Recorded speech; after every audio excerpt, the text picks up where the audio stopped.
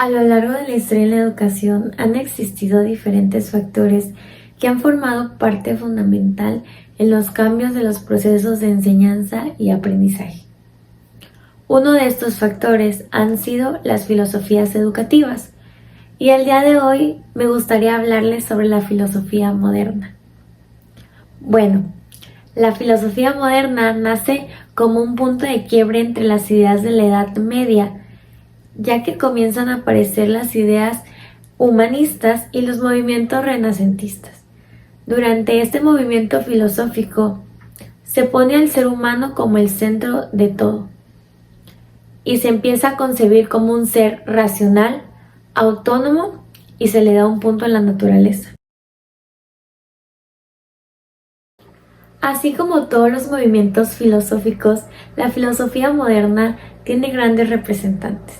Por mencionar algunos están Karl Marx, Arthur Schopenhauer, Ayn Rand, John Locke, René Descartes y Nicolás Maquiavelo. Según Karl Marx, todos los hombres son seres activos cuyo destino es la perfección y el bien en la esfera del trabajo. Movimiento siempre activo. El ser humano era tener conciencia de sí mismo y ser capaz de tomar decisiones. Al ser un movimiento con ideas humanistas, el ser humano tenía la capacidad de decidir. Hablando sobre el conocimiento, él definía esta palabra como una actividad práctica en la cual se tiene conciencia de lo que se hace y no puede ser separado del proceso de trabajo. Y la verdad era el contenido de nuestras representaciones, la cual reflejaba correctamente la naturaleza y el mundo objetivo. Para la verdad, siempre el ser humano tenía la razón, es decir, no había problema si otra persona tenía un pensamiento diferente acerca de algo, ya que al ser el humano el centro de todo, este tenía también la razón y era capaz de definir su propia verdad. Por otro lado, Schopenhauer define la vida como el sufrimiento que surge de la necesidad de obedecer la voluntad. Y él hablaba sobre que todo esfuerzo necesitaba una inspiración, es decir, al trabajar, al hacer diferentes cosas, el ser humano debería sentirse inspirado para poder lograr el objetivo o la meta que estaba buscando. Define al ser humano como un individuo en relación con el mundo.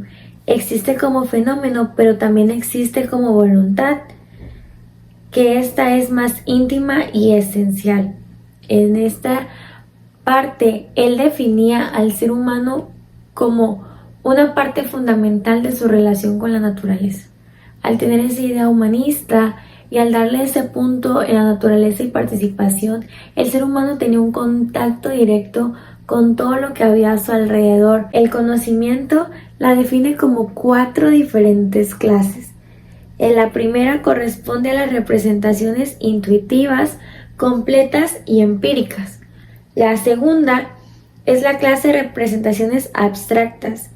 La tercera, la que concierne a las representaciones formales, intuiciones puras del espacio y del tiempo.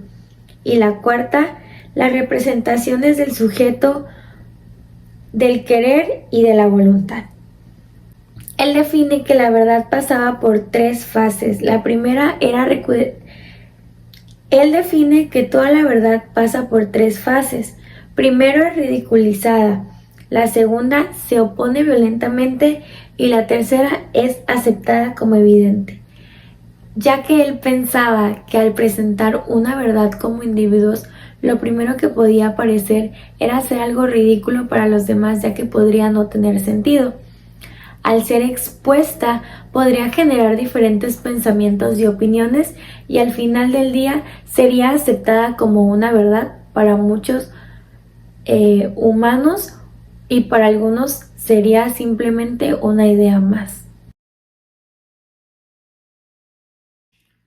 Algunas de las características de este movimiento en cuanto a la educación era que la edad infantil Lo esencial era siempre la familia, respetando las etapas por las que pasaba cada niño.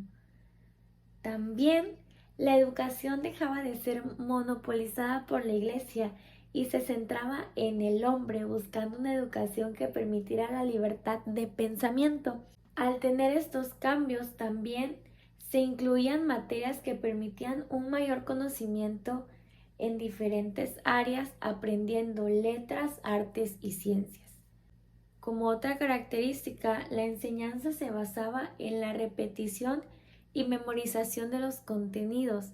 Y finalmente, la violencia en la enseñanza era habitual, aunque en determinados momentos se intentaba detener los castigos y abusos, la solución no se encontró durante esa época. Al ver cómo la filosofía moderna incluyó diferentes pensamientos y conceptos sobre la vida, el ser humano, el conocimiento y la verdad, me hacen pensar verdaderamente lo importante que es centrar el aprendizaje en cada uno de los individuos. Otra es que al respetar las etapas por las que pasaba cada niño, le daba esa oportunidad de ir a su propio ritmo, lo cual es importante para que el aprendizaje sea significativo. Sin embargo, difiero mucho con el pensamiento de que los aprendizajes debían ser memorizados y repetidos, ya que para mí esto no era una parte fundamental sobre un aprendizaje significativo verdaderamente importante para el estudiante o el ser humano, y podría ser algo que se considera poco aplicable en el contexto en el que se desenvuelve el ser humano.